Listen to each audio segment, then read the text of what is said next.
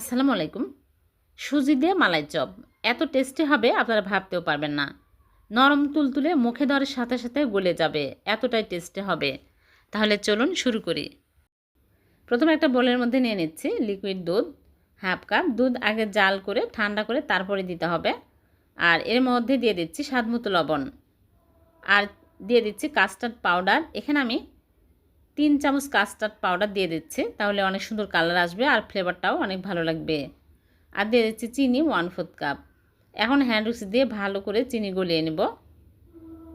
Custard powder দেওয়ার চেষ্টা করবেন, কাস্টার্ড পাউডার দিলে অনেক সুন্দর ফ্লেভারও আসে আর খেতেও অনেক সুস্বাদু হয়। তারপরে সুজি দিয়ে দিচ্ছে 1 কাপ, এখানে কাঁচা সুজি 1 কাপ দিয়ে দিচ্ছে। আর দিয়ে দিচ্ছি গুঁড়া দুধ আরও টেস্ট করার জন্য। 2 চামচ গুঁড়া দুধ দিয়ে ভালো করে মিশিয়ে নেব। এখানে আরও হাফ কাপ লিকুইড দুধ দিয়ে দিচ্ছি। দুধ কিন্তু ঠান্ডা দিতে হবে, গরম দুধ দিলে ভালো হবে না। দিয়ে ভালো করে মিশিয়ে নিচ্ছে। তারপরে আমি ঢেকে রেখে দিব 10 মিনিট। 10 মিনিটে একদম নরম হয়ে যাবে। ফিরে আসলাম 10 মিনিট পর, দেখুন ফুলে গেছে আর ঘন হয়ে আসছে। এখন ভালো করে ফেটিয়ে নিতে হবে, যেন লাঞ্চ না থাকে, একদম স্মুথ করে ফেটিয়ে নিতে হবে। সব শেষে দিয়ে দিচ্ছি বেকিং পাউডার 1 চামচ আর বেকিং সোডা 1 চামচের অর্ধেক। এখন ভালো করে মিশিয়ে নিচ্ছি। বেকিং পাউডার আর বেকিং সোডা কিন্তু আগে দেওয়া যাবে না, শেষে দিতে হবে। ভালো করে মিশিয়ে নিয়েছে। এখন আমি এখানে স্টিলের ছোট সাইজের বাটি নিয়েছি, এই বাটিতে তুলে নিব।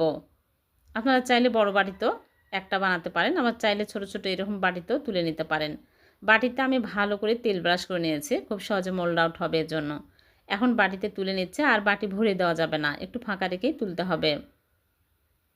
সবগুলোতে তুলে নিয়েছে। এখন চুলায় বেক করব। চুলায় আগে থেকে একটা প্যান বসে একটা স্ট্যান্ড বসে 5 মিনিট প্রিহিট করে নিয়েছে। স্ট্যান্ডের উপরে বসিয়ে দিচ্ছে। দিয়ে চুলা স্লো আঁচে করে জাল করব 20 থেকে 25 মিনিট। এক এক চুলার আঁচে এক এক রকম কম বেশি লাগতে পারে। এখন ঢেকে চুলা স্লো আঁচে রেখে দিচ্ছে। 25 মিনিট পর ফিরে আসলাম, হয়ে গেছে। এখন আপনাদেরকে তুলে দেখাচ্ছি। এখন চুলা থেকে সবগুলো তুলে নিচ্ছি, নিয়ে ঠান্ডা করে তুলে আপনাদেরকে দেখাবো। এক সাইডে রেখে দিলাম ঠান্ডা হওয়ার জন্য, আর এদিকে চুলায় প্যান বসিয়ে প্যানটা গরম করে চিনি 1/4 কাপ দিয়ে নেড়েচেড়ে ক্যারামেল করে নেব। ক্যারামেল কিন্তু বেশি পুড়িয়ে ফেলা যাবে না, তাহলে তিতা হয়ে যাবে। চিনি গলে যখন এরকম কালার আসবে, সাথে সাথে লিকুইড দুধ 2 কাপ দিয়ে দিচ্ছে।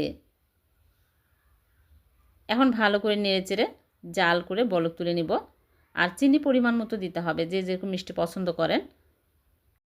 ঘন হয়ে আসছে দেখুন। এখন এই অবস্থায় চুলা থেকে নামিয়ে নিচ্ছি, নিয়ে এক সাইডে রেখে দিলাম। আর এদিকে ঠান্ডা হয়ে গেছে, তুলে নিচ্ছি। খুব সহজে মোল্ড আউট হয়ে গেল। এখন প্লেটের মধ্যে তুলে মালাইগুলো উপর দিয়ে সাথে সাথেই দিয়ে দিচ্ছি। গরম অবস্থায় মালাইগুলো দিতে হবে, আর টুথপিক দিয়ে আমি এরকম করে ফুটো করে দিচ্ছি, তাহলে অনেক সুন্দরভাবে মালাই ঢুকবে। গরম অবস্থায় মালাইগুলো উপর দিয়ে দিতে হবে। খুবই সুস্বাদু হয়, এভাবে বাড়িতে বানিয়ে দেখবেন, মুখে লেগে থাকবে এর স্বাদ, এতটাই টেস্টি হবে। যদি একদিন বানান, বারবার বানিয়ে খেতে ইচ্ছে করবে। সবগুলো দিয়ে আমি নরমাল ফ্রিজে রেখে দিব। ঠান্ডা হওয়ার পর বের করে আপনাদেরকে দেখাচ্ছি কতটা লোভনীয় হয়েছে। একদম নরম তুলতুলে, মুখে দেওয়ার সাথে সাথে গলে যাবে।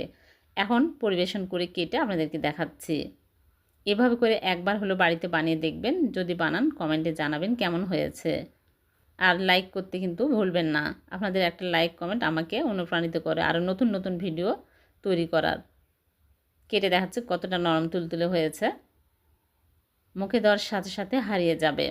আবারও দেখা হবে এরকম নতুন কোনো রেসিপিতে। সে পর্যন্ত ভালো থাকবেন, সুস্থ থাকবেন। আল্লাহ হাফেজ।